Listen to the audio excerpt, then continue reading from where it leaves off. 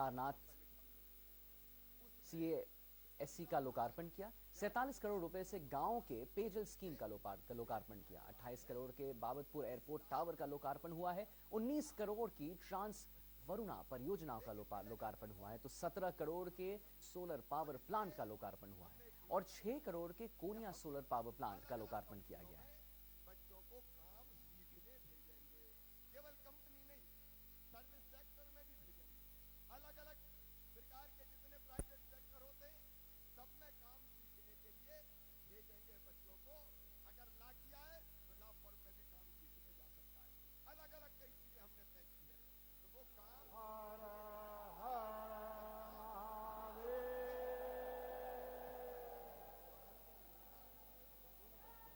आप सब लोगन के हमार प्रणाम बा।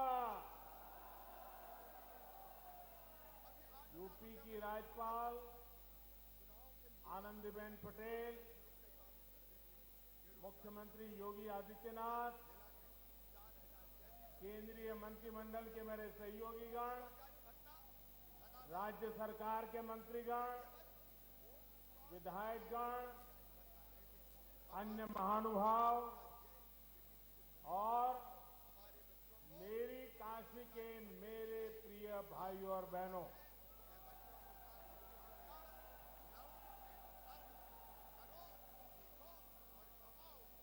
नवरात्र का पुण्य समय है।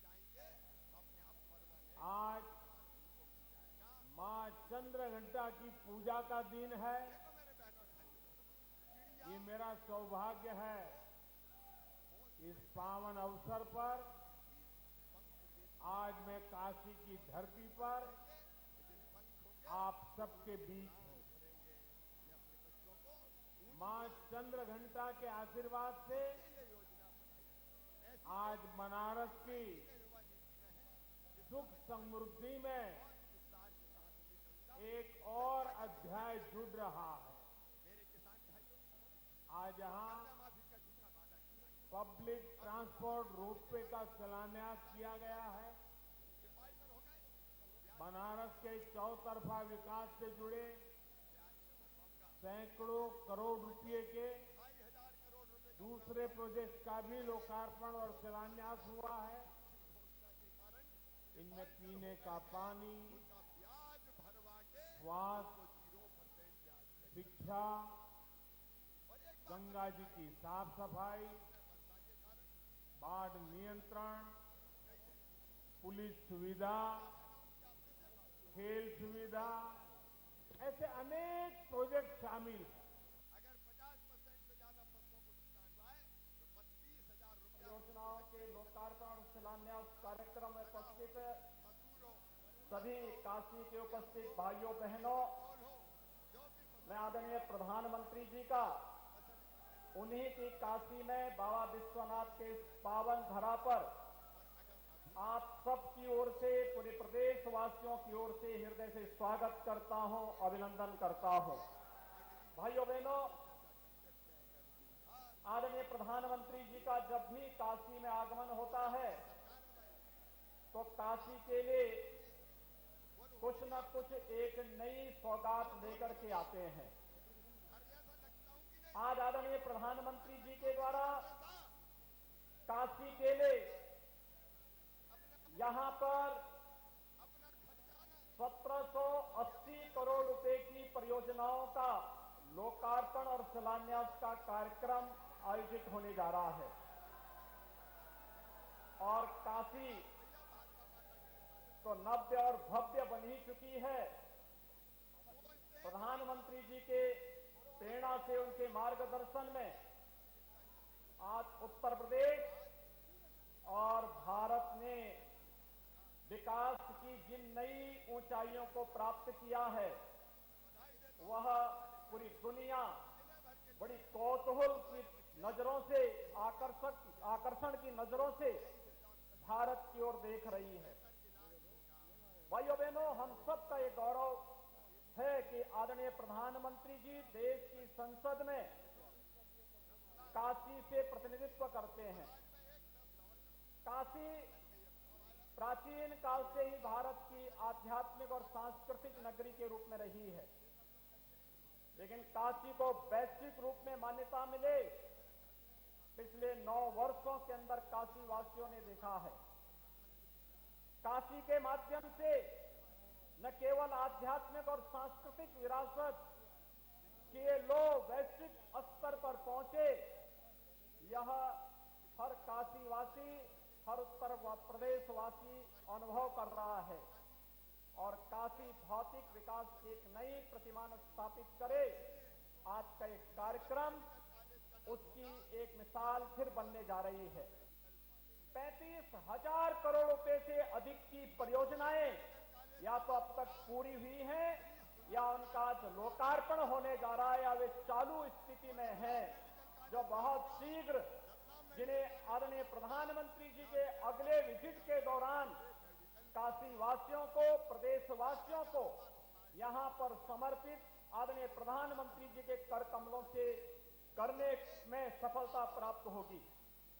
भाइयों बहनों, एक और विकास की नई आभा के साथ, नव्य और भव्य काशी के साथ साथ उत्तर प्रदेश और देश दुनिया के अंदर अपनी एक नई पहचान बना रहा है। और वहीं पीएम मोदी के दौरे को लेकर और ज्यादा जानकारी देने के लिए वाराणसी से जुड़ रहे हैं हमारे संवाददाता निमेश राय जी। निमेश जी, मुझे एक बात बताइए, इतना जो सौगात दिया है पीएम मोदी ने, इससे पूर्वांचल को क्या क्या इस पे असर पड़ेगा और कैसे उसे और अच्छा बनेगा पूर्वांचल? बिछा के घर में टोटी वाला नल लगा के बांध देंगे, टोटी खोलोगी। जी, मैं पूछ रहा था निमेश जी, पूर्वांचल की अगर बात करें तो पिछले 9 वर्षों में प्रधानमंत्री बनने के बाद नरेंद्र मोदी की तरफ से और राज्य सरकार की भी, सरकार को मान लें तो डबल इंजन की सरकार में लगभग 51,000 करोड़ रुपए का इंफ्रास्ट्रक्चर तैयार किया गया है। उसमें बहुत सारी परियोजनाएं हैं, बड़ी लंबी लिस्ट हो जाएगी गिनाने में। लेकिन इस बार जो प्रधानमंत्री का दौरा रहा है उसमें कुल 1780 करोड़ की परियोजनाओं का लोकार्पण और शिलान्यास उन्होंने किया है, जिसमें 19 योजनाएं जो पूरी हो चुकी थी और नई 9 योजनाओं का उन्होंने शिलान्यास किया। और योजनाएं भी ऐसी कि जिससे सीधा लोगों को लाभ मिले। मसलन कि एक फ्लिपर गेट बनाया गया है यहाँ सामने घाट की तरफ, क्योंकि वो पूरा इलाका लगभग 6-7 लाख की आबादी है, गंगा के किनारे किनारे वो डूब क्षेत्र में आता था। लोगों को अपने घर छोड़ के हर साल बाढ़ के सीजन में जाना पड़ता था। अब वो समस्या लोगों की दूर हो रही है। इसके साथ ही एक नया ट्रेंड देखने को मिलेगा जिसकी कभी बनारस में लोगों ने कल्पना नहीं की थी, कि रोपवे के जरिए लोग सीधे कैंट स्टेशन से विश्वनाथ धाम तक आ सकेंगे। बीच में 5 स्टेशन भी उसके होंगे। ये सपने जैसी बात है, सपने के सच होने जैसी बात है। और इसके अलावा तमाम परियोजनाएं हैं, चाहे वो सैनिटेशन की बात हो, चाहे वो ब्यूटिफिकेशन की बात हो, इंफ्रास्ट्रक्चर की बात हो, पेयजल की बात हो, चिकित्सा की बात हो। उससे पहले भी प्रधानमंत्री ने संपूर्ण में जाने से पहले टीवी समिट में हिस्सा लिया, जिसमें ग्लोबल टीवी समिट थी, से आप कहिए कि जिसमें तमाम देशों के प्रतिनिधि भी शामिल थे। तो एक तरह से कह लीजिए कि सिर्फ वाराणसी के लिए नहीं, पूरे पूर्वांचल के लिए, आसपास के जिलों के लिए एक मानक डेवलपमेंट का जो स्थापित हो सकता है वो पिछले कुछ वर्षों में हुआ है। और उसी कड़ी में आज प्रधानमंत्री दोबारा काशी वासियों को एक नई सौगात देते हुए नजर आए, जिससे यहाँ के लोग काफी खुश नजर आ रहे हैं। जी, वाराणसी में जो ये इतना सौगात मिला है, क्या आपको लगता है कि और भी राज्यों में धीरे धीरे ऐसे ही और शिलान्यास होंगे, लोकार्पण किए जाएंगे? आपको लगता है, और क्या हो सकते हैं?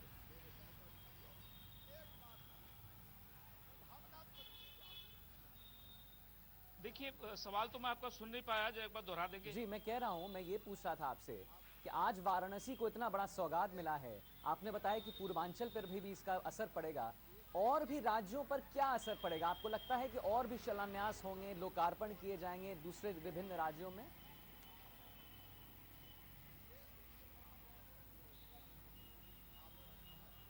देखिए, काशी की जो ये प्रधानमंत्री की 5 घंटे की यात्रा रही है, इसका सिर्फ अगल बगल के राज्यों की बात मत करिए, देशव्यापी प्रभाव है। और ये कहें कि विश्वव्यापी प्रभाव है तो वो भी गलत नहीं होगा, क्योंकि एक इंटरनेशनल समिट हुई है आज वाराणसी में टीवी को लेकर के, और उस दौरान प्रधानमंत्री ने किसी भी राजनीतिक दल का नाम नहीं लिया, लेकिन इतना जरूर कहा कि गांधी जी का एक सपना था, जिस सपने को उन्होंने मुख्यमंत्री रहते गुजरात में पूरा किया, वो था कि लेप्रोसी से मुक्त भारत की बात। तो उन्होंने लेप्रोसी से मुक्त गुजरात की बात शुरुआत की थी, जो 23% लेप्रोसी दर रहा करती थी।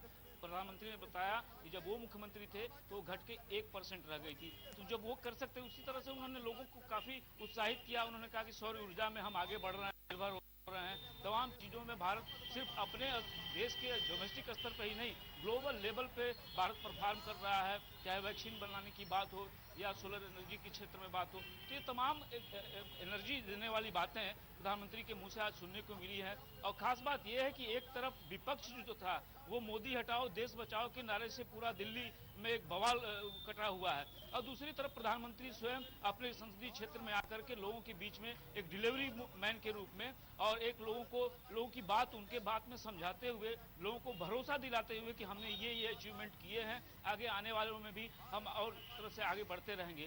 तो यही बात है कि इसका संदेश सिर्फ राज्यों तक सीमित नहीं है, आसपास के जिलों तक सीमित नहीं है, ये पूरा देशव्यापी ये कहें कि ग्लोबल लेवल पे इसका मैसेज है आज के दौरे का प्रधानमंत्री के। जी, आज के दौरे का प्रधानमंत्री का जो आप कह रहे हैं कि ग्लोबल लेवल पे जो है वो मैसेज है। यहाँ बात हो रही है कि पीएम मोदी ने कहा कि माँ गंगा को बिल्कुल शुद्ध करेंगे, साफ करेंगे। वो कैसे, उस पर कैसे क्या सोच है, उस पर क्या प्रोजेक्ट बना है?